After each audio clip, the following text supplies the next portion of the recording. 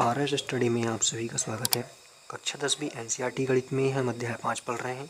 आज हम प्रश्न नंबर 5.1 का प्रश्न क्रमांक दूसरे का दूसरा भाग हल करेंगे। इसका पहला भाग हमने पहले वीडियो में कंप्लीट कर लिया था। आपने अगर नहीं देखा है तो चैनल की प्ले लिस्ट में जाइएगा, ठीक है। वहाँ पे कक्षा 10वीं करके आपको नीचे एक लिंक मिलेगा डिस्क्रिप्शन में, वहाँ से आप देख सकते हो सारे वीडियोज़। प्रश्न है हमारा, दी हुई एपी के प्रथम 4 पद लिखिए जबकि प्रथम पद ए और सर्वांतर डी निम्नलिखित है। हमें यहाँ पे प्रथम पद और सर्वांतर डी दिया गया है, इससे हमें एपी के 4 पद निकालने हैं, ठीक है। तो जैसे कि मैंने पहले वीडियो में भी आपको बताया था कि सर्वांतर और जब प्रथम पद होता है तो अगले पद कैसे निकाले जाते हैं। तो देखिए, जब पहला पद हमारा A1 माना जाता है, ठीक है, दूसरा पद A2 माना जाता है, उसके बाद में तीसरा पद A3 होता है, चौथा पद A4 होता है। इस तरह से ये चलता जाता है। तो जो प्रथम पद ये तो हमको दिया गया है, कितना दिया है, इसमें हमको -2 दिया है, ठीक है। तो ये तो -2 हो जाएगा। लेकिन जब हम द्वितीय पद निकालेंगे तो द्वितीय पद निकालने के लिए हम क्या करेंगे, जो हमको A दिया है, ठीक है, जो हमको A दिया है तो इसे हम D में ऐड कर देंगे, ठीक है। तो ये निकल जाएगा हमारा A2। यदि हमें तीसरा पद निकालना है, ठीक है, तीसरा पद निकालने के लिए क्या करेंगे हम, यहाँ पे हमने डी जोड़ा था तो डी के आगे कितना, यहाँ पे 1 है, कुछ नहीं, इसका मतलब 1 है, तो डी के आगे 2 हो जाएगा यहाँ पे, तो ये तीसरा पद निकल जाएगा। उसके बाद में यदि चौथा पद निकालना है तो ए धन, यहाँ पे 3 आया, सॉरी 2 आया, तो यहाँ पे 3 आ जाएगा, ये हो जाएगा चौथा पद। तो ऐसे ही हम जितने भी पद निकालने होते हैं तो उसमें हम डी को जोड़ते जाते हैं, ठीक है। तो इसमें हम ऐसा समझ सकते हैं कि जैसे कि हमें यहाँ पे द्वितीय पद निकालना है तो यहाँ पे 1 डी जोड़ा जाता है, अगर यहाँ पे तीसरा पद निकालना होता है तो यहाँ पे 2 डी जोड़ा जाता है, और यदि यहाँ पे चतुर्थ पद निकालना होता है तो यहाँ पे 3 डी जोड़ा जाता है, ठीक है। तो चलिए इसको हम हल कर लेते हैं। तो दूसरा भाग है इसका, a बराबर -2 और d बराबर 0। तो देखिए यहाँ पे जो क्वेश्चन में दिया था हमको वो हमने यहाँ पे लिख लिया है, a बराबर -2 और d बराबर 0, ठीक है। अब हमें यहाँ पे प्रथम पद निकालना है, ठीक है। तो प्रथम पद जो है वो तो हमको दिया गया है, निकालने की इसको आवश्यकता नहीं है। प्रथम पद, तो प्रथम पद मतलब कि a बराबर हमको कितना दिया, -2 दिया है। अब इसका द्वितीय पद निकालना है, द्वितीय पद मतलब दूसरा पद A2 निकालना है। तो A2 कैसे निकालेंगे हम, A2 निकालने के लिए A में हम D को प्लस कर देंगे, ऐड कर देंगे D को, ठीक है। तो हमारा क्या निकल जाएगा, यहाँ पे A2 निकल जाएगा। तो A का मान कितना हमारे पास में -2 है, तो -2 लगा दिए, बीच में प्लस लगा तो प्लस लगा देंगे। D का मान कितना है हमारे पास में 0 है, तो यहाँ पे 0 जाएगा, तो बराबर कितना है -2, ठीक है। उसी प्रकार तृतीय पद निकालेंगे, अगर हम तृतीय पद या तीसरा पद, तो तीसरा पद निकालने के लिए A में क्या करेंगे, हम 2D को ऐड कर देंगे, ठीक है। A का मान कितना हमारे पास -2 है, धन 2 का 2 जाएगा और D का मान कितना है 0 है, ठीक है, बराबर -2 का -2 जाएगा। अब 0 का गुणा 2 में होगा तो ये कितना जाएगा, 0 ही जाएगा, और 0 को इसमें हम ऐड करेंगे तो कितना जाएगा, 2 आ जाएगा। उसी प्रकार प्रथम हो गया, द्वितीय हो गया, तृतीय हो गया। अब चतुर्थ पद, ठीक है, चतुर्थ पद या चौथा पद लिख सकते हैं इसको। तो इसको निकालने के लिए क्या करेंगे, प्रथम पद में हम यहाँ पे 2 था, यहाँ पे जाएगा 3D। तो A का मान -2 धन 3 का 3, D का मान 0, ठीक है। अब ये हो जाएगा -2 धन 3, 0 का 3 का वर्ग 0 में होगा तो 0 हो जाएगा, बराबर -2। तो हमें यहाँ पे चतुर्थ पद भी मिल गया, ठीक है। हमें इसके 4 पद निकालने थे, तो प्रथम 4 पद क्या होंगे, AP बराबर A1 क्या होगा, प्रथम पद हमको दिया है, कितना दिया है, -2 दिया है, ठीक है। उसके बाद में जो द्वितीय पद हमको दिया गया है, तो द्वितीय पद हमने यहाँ पे निकाला, तो कितना निकाला था ना, द्वितीय पद यहाँ पे -2 निकाला था इसको भी, तो ये भी -2 जाएगा। फिर तृतीय पद मतलब A3 कितना निकाला था हमने, -2, इसको भी निकाला था। फिर चौथा पद भी कितना निकाला था हमने, -2 निकाला था। तो इसका मतलब क्या हुआ कि इसके जो पद आएंगे ये सभी समान आएंगे, ठीक है। तो इसके जो पद हैं वो सभी समान आएंगे, तो ये चारों पद हमने यहाँ पे निकाल लिया है। तो इस तरह से ये इसका दूसरा भाग कंप्लीट होता है। अब इसका तीसरा भाग कंप्लीट कर लेते हैं। ठीक है। तो जो तीसरा भाग है, तो हमारे पास में यहाँ पे सवाल दिया गया है थर्ड नंबर का, a बराबर 4 और d बराबर -3। तो हमको हल डाल के इस तरह से लिखना है कि दिया है a बराबर 4 और d बराबर -3। तो इसका पहला पद या प्रथम पद लिख सकते हैं। प्रथम पद दिया है कितना, a बराबर 4 दिया है। तो इसका जो दूसरा पद है, द्वितीय पद कुछ भी हम लिख सकते हैं, दूसरा पद। तो इसको कैसे निकालेंगे हम, a में हम जोड़ देंगे किसको, d को। तो a का मान कितना है हमारे पास में, 4, बीच में धन लगा देना है। d कितना है, -3 है, ठीक है।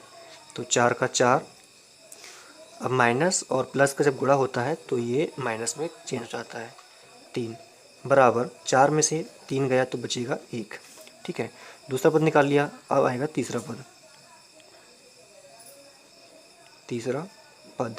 तीसरे पद के लिए a धन, अब यहाँ पे d जोड़ा था हमने द्वितीय के लिए, ठीक है।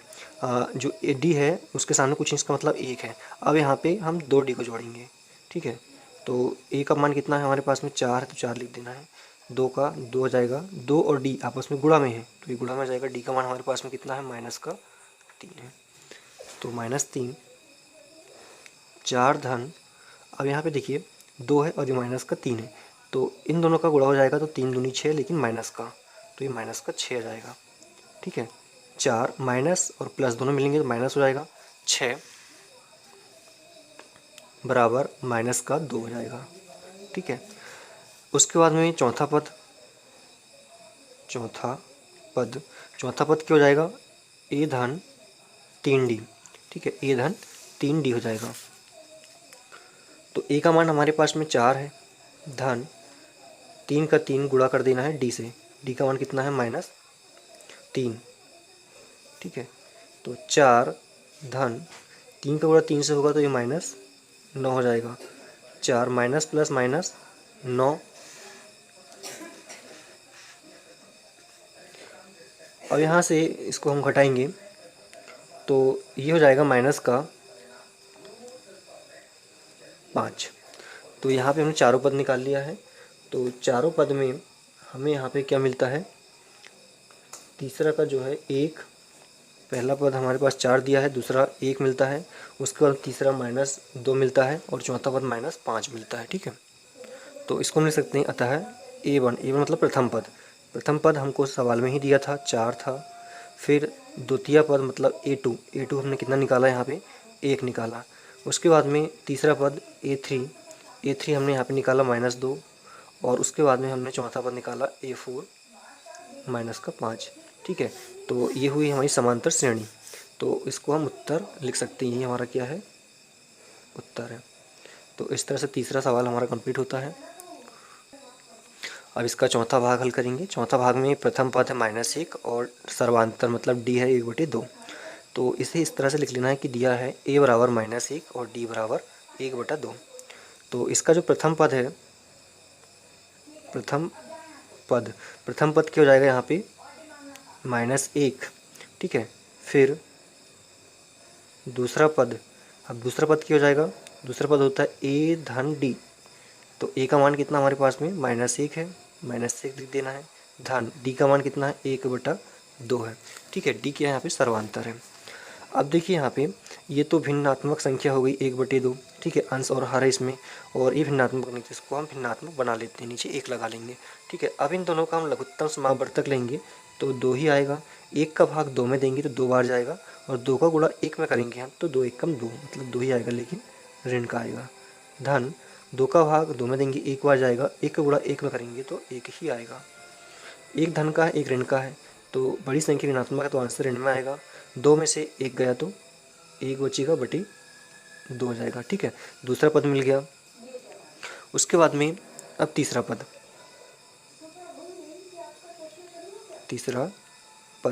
अब तीसरा पद क्या हो जाएगा, a धन 2d। तीसरा के लिए यहाँ पे 2d आएगा, ठीक है, या 2d आएगा। तो जो भी पद हम निकालते हैं उससे यहाँ पे 1 कम हो जाता है। a का मान हम यहाँ पुनः लिखेंगे -1, धन का धन हो जाएगा 2, d 2 के साथ गुणा में है तो d का मान कितना है, 1/2 है, ठीक है। यहाँ पे 2 से 2 कट जाएगा, यहाँ पे शेष रह जाएगा क्या, -1 धन 1, ये शेष रह जाएगा। एक धन का है एक ऋण का है, दोनों आपस में घट जाएंगे तो 0 हो जाएगा। ठीक है, उसके बाद में चौथा पद क्या हो जाएगा, ए धन 3d। तो ए का मान कितना है हमारे पास में, माइनस का 1 है, धन 3 का 3, डी का मान कितना है 1/2 है। ठीक है, तो -1 धन 3 × 3/2। अब इन दोनों का हम क्या करेंगे, भिन्नात्मक रूप बना लेंगे, इसके बटे में 1 लगा देंगे। अब यहाँ पे देखें तो इन दोनों का हम लघुत्तम समावर्तक लेंगे, तो लघुत्तम समावर्तक 2 आएगा। 1 का भाग 2 में देंगे तो 2 बार जाएगा। अब इस 2 का गुणा इस 1 में करेंगे हम तो 2 × 1 = 2 आएगा, लेकिन ऋण का आएगा, तो ये ऋण का 2 आ गया। धन इस 2 का भाग 2 में देंगे तो 1 बार जाएगा, 1 का गुणा 3 में करेंगे तो 3 × 3। ये इसको हम नीचे लिख लेते हैं। एक ऋण का है एक धन का है, दोनों विपरीत चिन्हों वाली संख्याएं घट जाएंगी आपस में, तो यहाँ पे 3 से 2 जाएगा तो 1 बचेगा धनात्मक के रूप में, 1/2। ठीक है, तो जो AP श्रेणी होगी, समांतर श्रेणी होगी, क्या हो जाएगी, A1 बराबर, हमको दिया है प्रश्न में A1 बराबर कितना दिया है -1।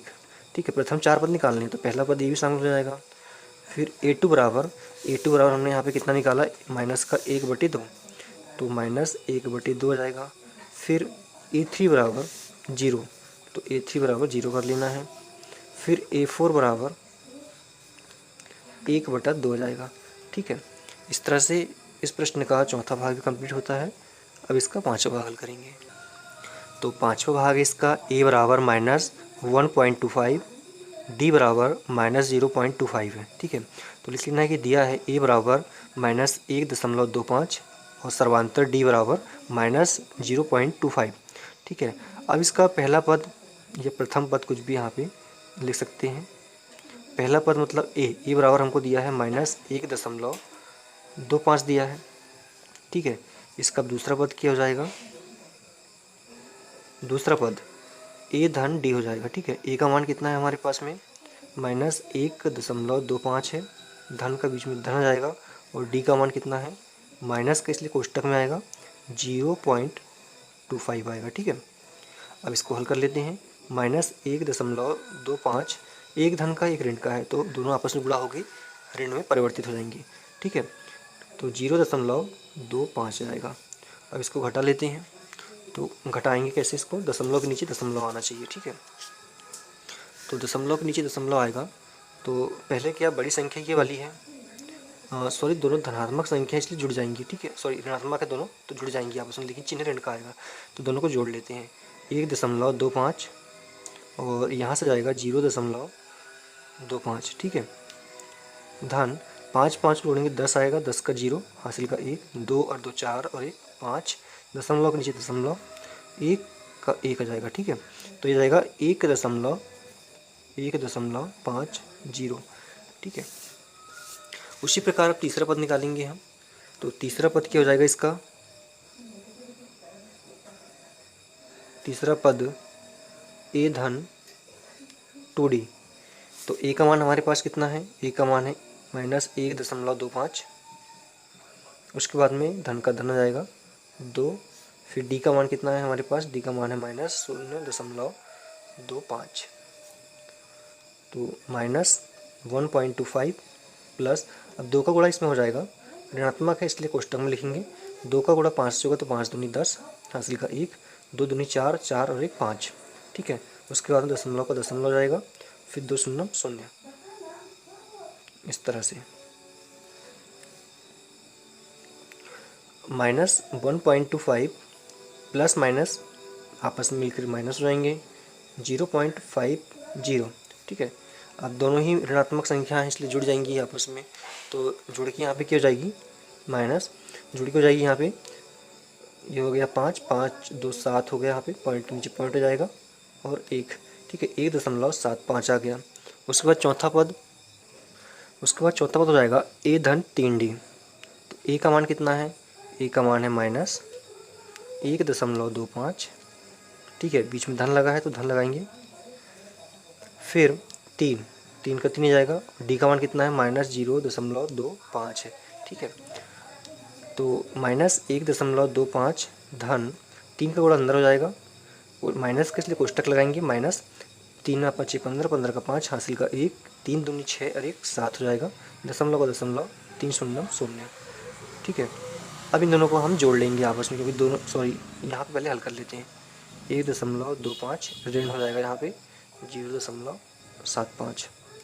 दोनों ही ऋणात्मक संख्या, आंसर ऋण में जाएगा। दोनों को हम जोड़ेंगे, 5 5 10, 10 का 0, हासिल का 1, 1 और 2 मिलकर हो गया 3, 3 और 7 हो गया 10, 10 का 0, हासिल का 1, फिर दशमलव नीचे दशमलव जाएगा, 1 और जो 1 हासिल का बचा था मिलकर 2 हो जाएगा। ठीक है, तो यहाँ पे हमने चारों पद निकाल लिया। तो जो AP होगी, मतलब समांतर श्रेणी होंगी, वो क्या होंगी, A1 बराबर, जो कि हमें प्रश्न में दिया हुआ था, -1.25, फिर A2 बराबर, मतलब द्वितीय पद, A2 को हम द्वितीय पद लिखते हैं, यह जाएगा हमारा 1.52, फिर A3 बराबर, मतलब तृतीय पद जाएगा हमारा कितना, हमने अभी इसको निकाला था 1.75, और जो अभी निकाला है हमने चौथा पद A4, ये कितना हो जाएगा 0 0। यही हमारा आंसर है। तो इस तरह से हमने इस प्रश्नावली का इस प्रश्नावली का हमने दूसरा सवाल कंप्लीट किया। ठीक है दोस्तों, अगले वीडियो में हम तीसरा सवाल कंप्लीट करेंगे इसके। धन्यवाद।